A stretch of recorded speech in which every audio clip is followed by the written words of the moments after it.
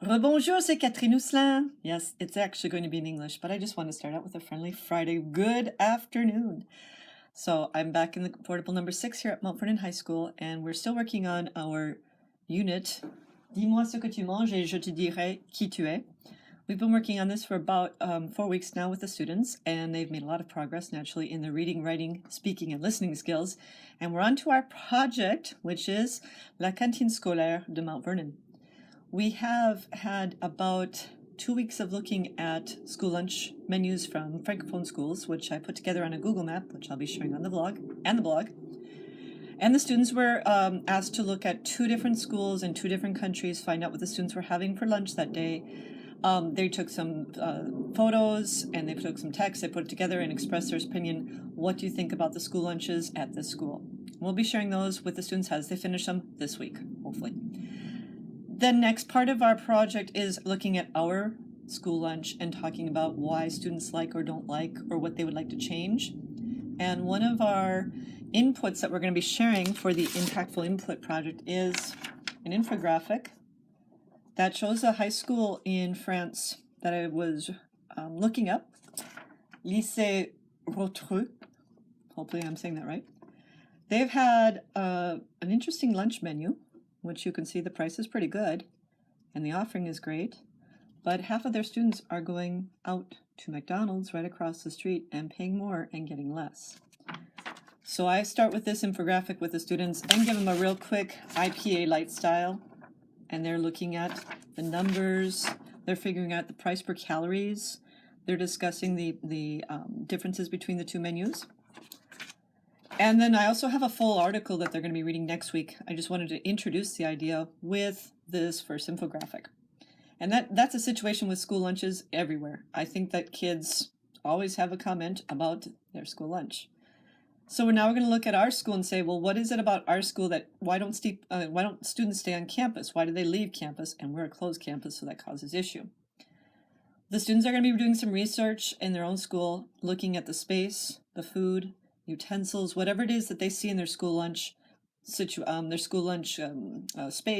and come up with 3 positive things about it, 3 negative things, and then 3 suggestions. And they're going to be putting together, and even though I'm the technology queen, I like to use old school trifold. So I'm going to show you what that looks like.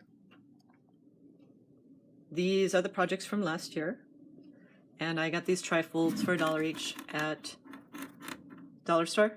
So here are the positives, and you can tell the student used a P with a little arrow. And they took the pictures. I had them printed out at Fred Meyer for really cheap. They give me a great discount over there.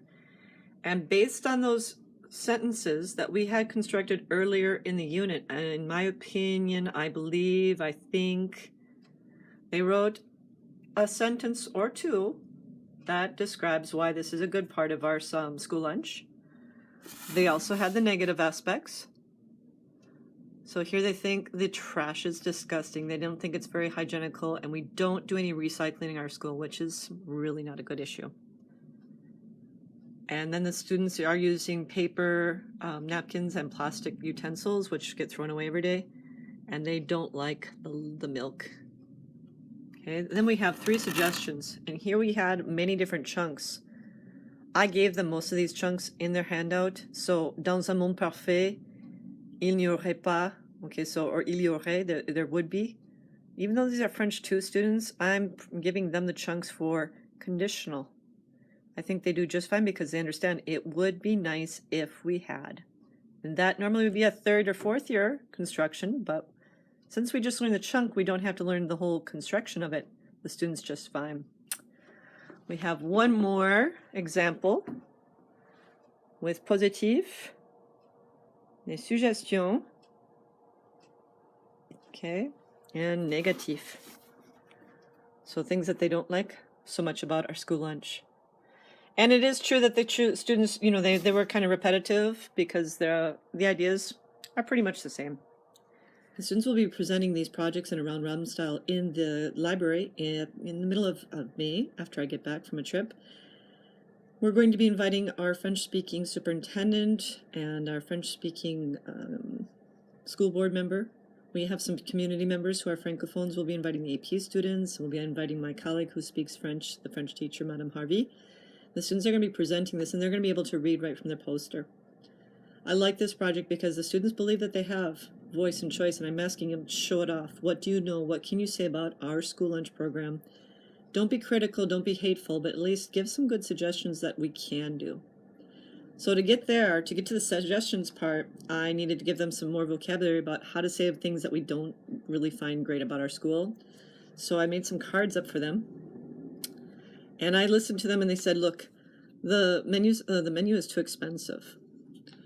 And the cards that I chose were based on student suggestions, of course. So the lunch break is too short. There's too much noise in the cafeteria. So I put a little picture, and then I gave them some phrases. Il y a, il n'y a pas. And in Spanish it would be like I, no I. And I want to get them some good structures that they'll be able to use in any class, in any situation. You can hear the airplanes going on overhead. To give them the negative, il n'y a pas d'espace, you can tell I put in some sardines. And I'm helping support the students' vocabulary because that's a visual they understand. We're reinforcing some new words like abîmé and pourri, which are rotten. Good picture. And we want to keep going with the negatives because French, sometimes students forget to put the pas or they forget to put the ne in there. So giving the idea of is not, has not, doesn't have. So the students on the first day, they looked at these 15 cards that I made and they chose 3 that they feel that they believe in. And they had a conversation with a partner saying, how was your lunch today? It was great. What did you eat? And then they list their options, what they had for lunch. And the next question is, what are your thoughts on our school lunch? And the students take turns saying, à mon avis, je pense que la viande n'est pas bien cuite ou elle est crue. And that is an actual situation. The meat doesn't always get cooked all the way through. So I found a little chicken in a sandwich to represent that it wasn't cooked all the way. Kind of made the kids laugh. And then the partner is going to listen to them and say, je suis d'accord, je suis pas d'accord. I agree or I disagree. Or, tu as raison ou tu n'as pas raison. You're right, you're wrong, tu as tort. You could say it that way as well. So we're giving the students the ability to say their opinions. And they went through 3 of these, and that was a quick seesaw lesson that we did. The students uploaded it. It wasn't a video, it was actually just audio when they took pictures of the cards and added their voices to that. I love Seesaw. It's one of my top choices for digital portfolios. Today, so the students and I watched their video, listened to their audios, and we made some suggestions. What can they do for better pronunciation? How can they sound more natural? It's the biggest thing. How do we get kids to look at each other and talk instead of saying, bonjour, je m'appelle? Like you already know how to say that. You've said that since French 1. Do not sound stilted. Work on it. Make it sound natural. This is a friend. You're talking to them about your lunch. You do that anyway. Okay. So today we look back, and I made 12 other cards. These are the consequences. So it kind of goes along with the realities that we have. So the lunch is too expensive. Donc, thus, the students don't have very much money. And they were to find a reality and find its consequence and put those together. Another one is the lunch break is too short. So, thus, the students are late because they left campus. Or, this one is my favorite. So the students eat rapidly, quickly, and they're sick to their stomach. Because if you don't have enough time to eat properly, your food's not going to digest. And this is French 2 putting these 2 thoughts together. These are really complex thoughts. They were able to go through and read and decide what would they put together to make a little chart. So in their notebooks, we wrote down réalité, conséquence, et solution. And the solution part, I have them put in English, and then I walked around and I gave them the chunks that they needed to make a good sentence in French. I didn't know what every student was going to have for a solution, so I just listened to them and worked with them with the vocabulary. So they put in this logical order, and they're going to be able to use that for their posters. That was a great writing activity. It introduced them to new vocabulary. The students are able to recognize a lot of these words because mal, it's the same in Spanish. Mal au ventre, they learned ventre in first year. And if you use cognates and you use words that they're going to pretty much be able to guess because of a different language or that's second year, they feel confident in their speaking and their reading abilities. So the last portion that the students have for input is pretty much the basics. They have their school lunch cafeteria presentation that they're going to be doing. They have two parts. They have the writing part, and then they'll be doing the presentation in the library. And I give them all the objectives, and this time I did it in English because since it's a large project and it's part of their final, I definitely wanted everyone to understand.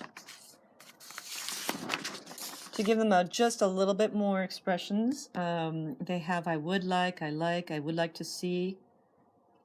Okay, what should we eliminate, what should we add more of, and then the things that they can talk about, because I don't want it just to be about the food. So I keep all my stuff organized in these little bins, also in shoe boxes. I made 15 sets of these cards so that I have 30 students they can share.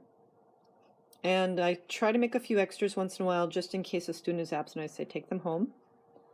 My next goal would be to put the cards online so I don't have to send them home with students. So I think about all the input that the students have. We're going to be reading articles, authentic materials, infographics. We're going to be learning vocabulary through different expressions that they can pretty much gather on their own.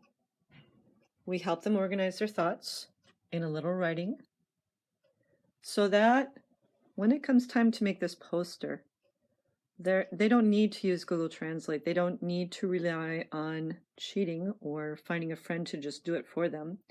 They have all the information. This year I'm going to be using microphones on the students as they present because last year's group were amazing, but we can't hear them even though my videos are on YouTube.